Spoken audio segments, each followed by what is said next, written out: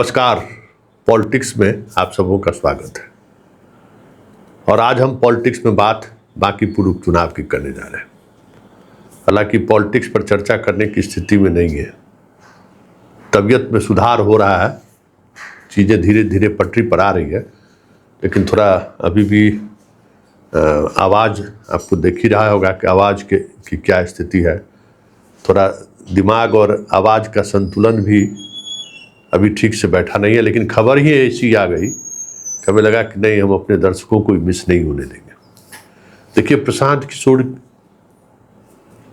के चुनाव मैदान में है, मतलब बांकीपुर में बीजेपी की क्या स्थिति है, जरा इस बात से आप समझ लीजिए कि उसको बिहार के भीष्म पितामह को प्रचार के लिए उतारना पड़ा है। देखिए, राधा मोहन बाबू पहुंच गए प्रचार करने के लिए। 7 बार का सांसद, हालांकि राजपूत का नेता ही कभी नहीं रहे, ये दूसरे समीकरण से अपना चुनाव जीतते रहे हैं। और मोतिहारी से बाहर इनको कभी चुनाव प्रचार में जाने का मौका भी नहीं मिला। किसी जमाने में जाते थे जब प्रदेश अध्यक्ष थे, लेकिन पटना बांकीपुर कंस्टिट्यूंसी में राजपूत का मोहल्ला है। यहाँ ये भी जानकारी हमको अभी मिला कि लोहानीपुर जो है सो राजपूतों का मोहल्ला है पुराना। ऐसा 8-10 राजपूतों का बड़ा बड़ा मोहल्ला है, उस जमाने का मोहल्ला। तो अब तो मिक्स आबादी हो गई होगी, लेकिन राजपूत का मोहल्ला के रूप में वहाँ। तो आज भीष्म पितामह को उतारना पड़ा भाजपा को। पूरा देखिए ना, 10 गो आदमी के साथ बैठ के कर रहे हैं। इतना ही नहीं, जदयू का भी जितना राजपूत नेता था, संजय सिंह से लेकर सुमित सिंह, सब मैदान में। अब आप सोच लीजिए कि एक प्रशांत किशोर इन लोगों को कितना पसीना छुड़ाए हुए है। चुनावी हार जीत क्या होगा ये तो आने वाला वक्त बताएगा।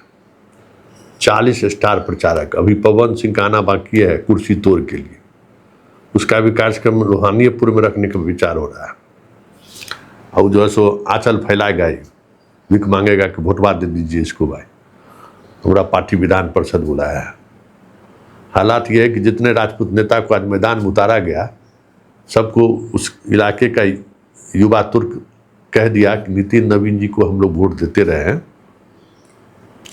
लेकिन हम लोग उसका बंधुआ नहीं ना है कि एरो गेरो नक्थू खेरो किसी को टिकट दे देंगे और हम लोग वोट दे देंगे।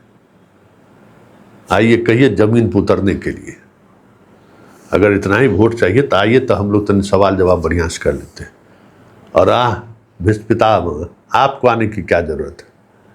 ये महाभारत थोड़ी है, आप क्यों आ गए? तो राधा मोहन बाबू शर्मिंदा हो गए। सब लोग उसी तरीके से उनको कहने लगा कि आप श्रद्धेय हैं, आप पर बीजेपी बहुत मेहरबान है, 7 बार का सांसद है, एक बार कुछ दिनों के लिए आपको मंत्री बनाकर सम्मानित किया। हम लोग इतना राजपूत विधायक दिए हुए हैं, इतना सांसद दिए हुए हैं, हम लोग खाली वोटें देने के लिए हैं कि हम लोगों को सम्मान की जरूरत नहीं है? और इस उपचुनाव में रखा क्या है? काहे इतना आप लोग परेशान हैं? क्यों आ जा रहे हैं? आप ही बताइए ना। सब के सब चुप। अब कल से जो है सो 20 मंत्री का ड्यूटी बन रहा है। सारे मंत्री को उतार दिया गया।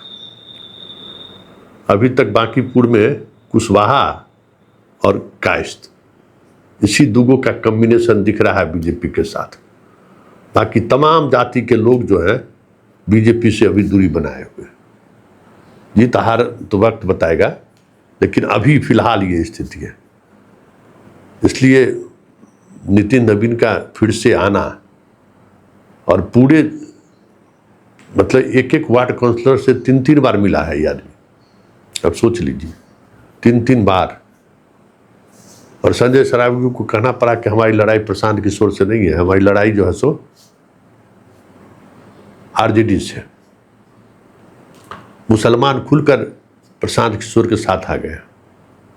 यादव धीरे धीरे प्रशांत किशोर की तरफ शिफ्ट करने लगा है। आरजेडी का जो वोट था, अब वो मानने लगा है कि भाई जब लड़ाई में है ही नहीं तो वोट क्यों बर्बाद करें। देखते हैं कहीं प्रशांत किशोर जीत ले। तो ये जो माहौल बनने लगा ना, इसलिए भीष्म पितामह तक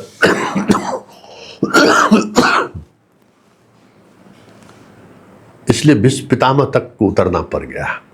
अब कल से देखिएगा, हालांकि विधानसभा का सत्र भी है, सारा विधायक 201 विधायक सब पहुंच रहा है पटना, एक एक मोहल्ला में 10-10 विधायक, सारा मंत्री उतार देना है, जैसे भी हो चुनाव जीतना है। और इसके लिए सारी हदों को पार करने को तैयार है भाई। आप सोच नहीं सकते न किस तरीके से चुनाव लड़ रही है बीजेपी।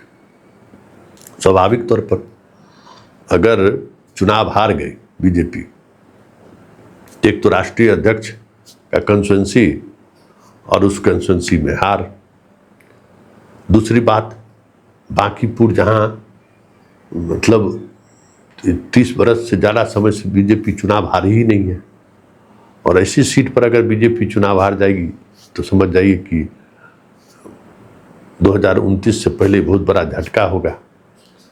तो बीजेपी के लिए कई मायने में ये चुनाव जितना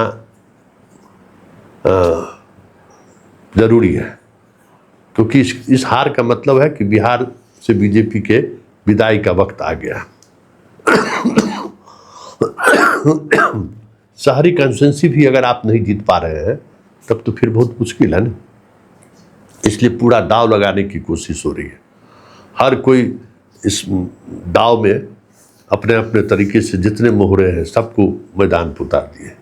वाह रे प्रशांत किशोर, एक बंदा जो है, हम कह रहे थे कि प्रशांत किशोर अगर मैदान में आ गया तो बीजेपी को छठी की दूध याद आ जाएगी, सारा संगठन और बूथ लेवल कार्यकर्ता समझ में आ जाएगा। उतार दिया है ना पूरे मैदान में। इसलिए प्रशांत किशोर के, क्योंकि बीजेपी की जो शैली है, या बीजेपी को लेकर जो लोगों में गुस्सा है, लोगों को भी, वोटर को भी लगता है कि इससे बेहतर मौका नहीं है बीजेपी को जवाब देना, कब कुत्ता बिल्ली को भी टिकट दे दिया जाए और वो चुनाव जीत ले। तो ये एक इन लोगों की भी अपनी रणनीति है, और उस रणनीति के तहत हमें लगता है कि ये सारी चीज़ें चल रही है। जनता भी सोचती है कि बांकीपुर से ही हम बीजेपी को हैसियत बता सकते हैं। मतलब दोनों अपने अपने मतलब मुद्दों को लेकर गंभीर है। बीजेपी है कि किसी तरीके से जीत लेना है, राष्ट्रीय अध्यक्ष का कंस्टिट्यूएंसी है, और यहाँ जीतते आए हैं, यहाँ कैसे नहीं जीते, तो एकदम पूरा सब कुछ दाव पर लगाए हुए हैं। और जनता सोच रही है कि यही है बीजेपी को हैसियत बताना, बाकी फिर चुनाव आएगा तो हिसाब किताब होबे करेगा। एगो सीट पर हारने जीतने से कुछ फर्क पड़ने वाला थोड़े है, लेकिन इसको सबक सिखाना जरूरी है, और इस बात का इल्म बीजेपी को होने लगा है। और देखिए इस चुनाव में शाह और मोदी को भी आना पड़ गया तो कोई बड़ी बात नहीं होगी। इस तरीके का प्रतिष्ठा का सीट यह बनता चला जा रहा है।